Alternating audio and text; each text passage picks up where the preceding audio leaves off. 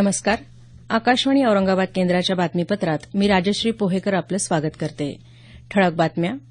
Hotel तसंच उपाहारगृहात सेवा शुल्क देणं ग्राहकांसाठी बंधनकारक नसल्याचं केंद्र सरकारकडून स्पष्ट. लातूर आणि चंद्रपूर महापालिकेत भारतीय जनता पक्षाला बहुमत तर परभणी महापालिकेत काँग्रेस सर्वात मोठा पक्ष.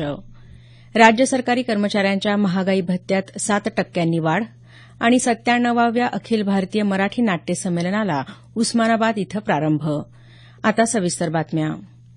हॉटेल तसंच उपाहारगृहात सेवा शुल्क देणं ग्राहकांसाठी बंधनकारक नसल्याचं केंद्र सरकारनं स्पष्ट केलं आहे. केंद्रीय अन्न आणि ग्राहक व्यवहार मंत्री रामविलास पासवान यांनी काल वृत्तसंस्थेशी बोलताना हॉटेल तसंच उपाहारगृहांना सेवा शुल्क ठरवण्याचा अधिकार नसून सेवा शुल्क देणं अथवा न देणं हा निर्णय ग्राहकांसाठी पूर्णपणे ऐच्छिक असेल असं म्हटलं आहे. याबाबत सर्व राज्य सरकारांनी योग्य पावलं उचलावीत असंही पासवान यांनी म्हटलं आहे. राज्यात काल झालेल्या 3 महापालिकांच्या मतमोजणीत लातूर आणि चंद्रपूर महानगरपालिकेत भारतीय जनता पक्षाला बहुमत मिळालं तर परभणी महानगरपालिकेत काँग्रेस पक्षानं सर्वाधिक जागा पटकावल्या.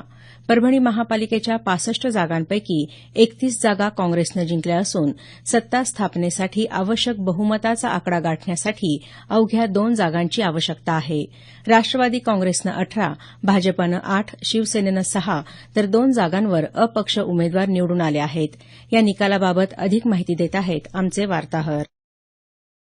परभणी महानगरपालिका निवडणुकीत कोणत्याही पक्षाला स्पष्ट बहुमत मिळाले नसले तरी मतदारांनी काँग्रेस पक्षाला सर्वाधिक 31 जागा देऊन सत्तेच्या जवळ नेऊन ठेवली आहे.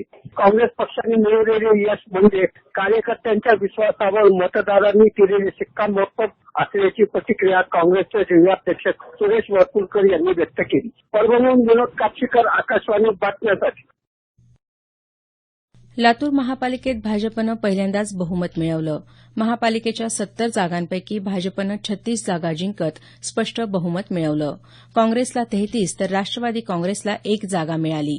शिवसेनेला एकही जागा जिंकता आली नाही. याबाबत अधिक माहिती देत आहेत आमचे वार्ताहर. या निवडणुकीत शिवसेना, आरपीआय, एमआयएम यांना खातेही उघडता आलेले नाही. या निवडणुकीचं आणि या निकालाचं एक वैशिष्ट्य म्हणजे हा एक हाती निकाल आणि एक हाती पराभव हा मान्यच करावा लागेल. अरुण समुद्रे, आकाशवाणी बातम्यांसाठी लातूर. चंद्रपूर महानगरपालिकेत भाजपनं सत्ता कायम ठेवली आहे. महापालिकेच्या 66 जागांपैकी भाजपनं 36, काँग्रेसनं 12, बहुजन समाज पक्ष 8, शिवसेना, मनसे आणि राष्ट्रवादी काँग्रेसनं प्रत्येकी 2 तर 4 जागांवर अपक्ष उमेदवार विजयी झाले. दरम्यान लातूर आणि चंद्रपूर महानगरपालिकांमध्ये भारतीय जनता पक्षाला मिळालेल्या यशाबद्दल तसंच परभणी महानगरपालिकेत पक्षाचं संख्याबळ वाढवल्याबद्दल पक्षाचे प्रदेशाध्यक्ष खासदार रावसाहेब दानवे यांनी पक्ष कार्यकर्त्यांचं अभिनंदन केलं आहे. दानवे यांनी मतदारांचेही आभार मानले आहेत. मराठा समाजाला आरक्षण देण्यासंदर्भात शासन सकारात्मक असल्याचं महसूल मंत्री चंद्रकांत पाटील यांनी म्हटलं आहे. ते काल जळगाव इथं वार्ताहरांशी बोलत होते. मराठा आरक्षण या मुद्द्यावर शासनाची न्यायालयीन लढाई सुकर होईल असा विश्वास त्यांनी व्यक्त केला. खतं, बियाणं, कीटकनाशकं यांच्या किंमती कमी करून शेतीचा उत्पादन खर्च कमी करण्यासाठी शासन प्रयत्नशील असल्याचं पाटील यावेळी म्हणाले. शेतकऱ्यांनी नियमित कर्जफेड करून कर्ज परतफेडीचे लाभ घेण्याची भूमिका ठेवावी असं आवाहन पाटील यांनी केलं. राज्य सरकारी कर्मचाऱ्यांच्या महागाई भत्त्यात 7% वाढ करण्यात आली आहे. भत्त्याचा दर आता 132% इतका असेल. गेल्या 1 जुलैपासून पूर्वलक्षी प्रभावानं ही वाढ लागू होईल. राज्यातल्या 16 लाख अधिकारी कर्मचारी आणि जवळपास 6.5 लाख निवृत्तीधारकांना या वाढीचा लाभ होणार आहे.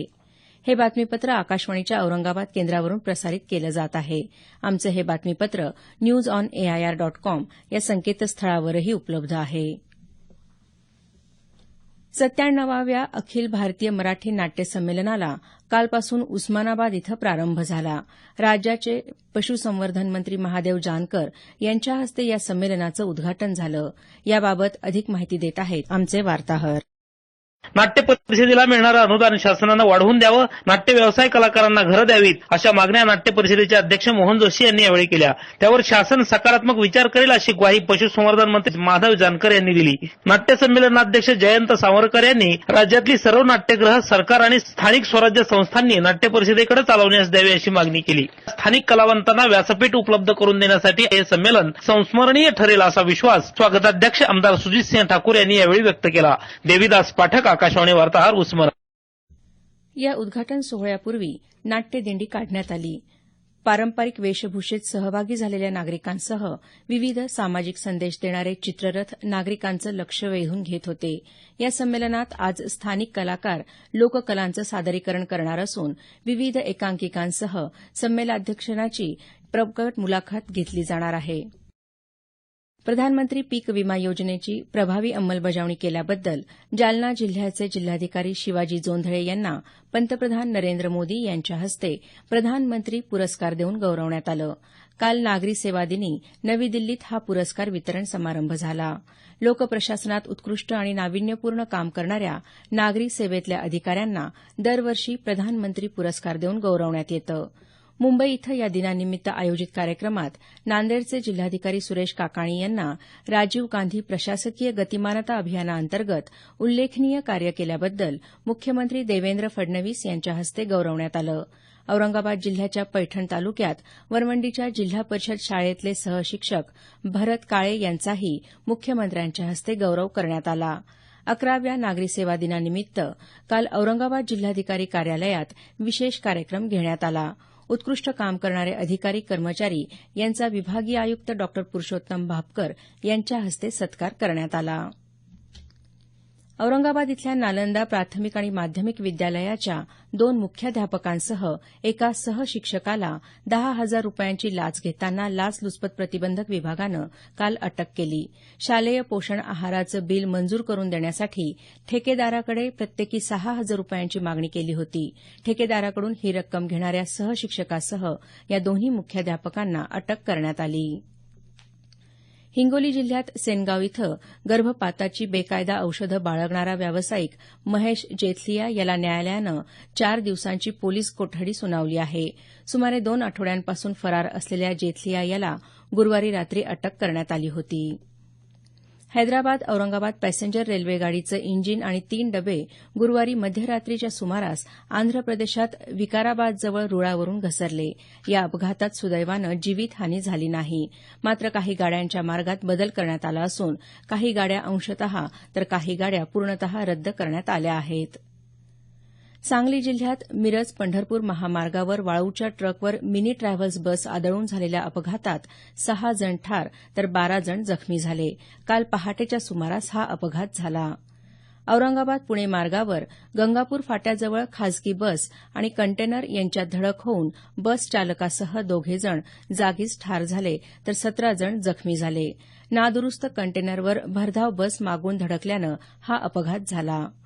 बीड जिल्ह्यात धारूर तालुक्यातल्या आरणवाडीजवळ भरधाव ट्रकनं दुचाकीला दिलेल्या धडकेत दुचाकीवरील 1 जण जागीच ठार झाला तर अन्य 1 जण जखमी झाला. काल सायंकाळी 5 वाजेच्या सुमारास हा अपघात घडला. बीड जिल्ह्यात उष्माघातानं काल 2 जणांचा मृत्यू झाला. मृतांमध्ये 1 शेतकरी आणि एका कामगाराचा समावेश आहे. उष्माघातानं जिल्ह्यात आतापर्यंत 7 जणांचा मृत्यू झाला असल्याचं आमच्या वार्ताहरानं कळवलं आहे.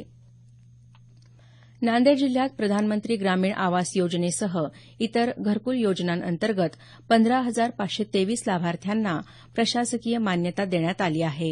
येत्या 8 दिवसात लाभार्थ्यांना निधीचा पहिला हप्ता वितरित करण्यात येणार असल्याची माहिती जिल्हा ग्रामीण विकास यंत्रणेचे प्रकल्प संचालक डॉ सुधीर भातलवंडे यांनी दिली. शेवटी पुन्हा ठळक बातम्या. हॉटेल तसंच उपाहारगृहात सेवा शुल्क देणं ग्राहकांसाठी बंधनकारक नसल्याचं केंद्र सरकारकडून स्पष्ट. लातूर आणि चंद्रपूर महापालिकेत भारतीय जनता पक्षाला बहुमत तर परभणी महापालिकेत काँग्रेस सर्वात मोठा पक्ष. राज्य सरकारी कर्मचाऱ्यांच्या महागाई भत्त्यात 7% वाढ आणि 97व्या अखिल भारतीय मराठी नाट्य संमेलनाला उस्मानाबाद इथं प्रारंभ. याबरोबरच हे बातमीपत्र संपलं. आमचं यानंतरचं संक्षिप्त मराठी बातमीपत्र सकाळी 10 वाजता.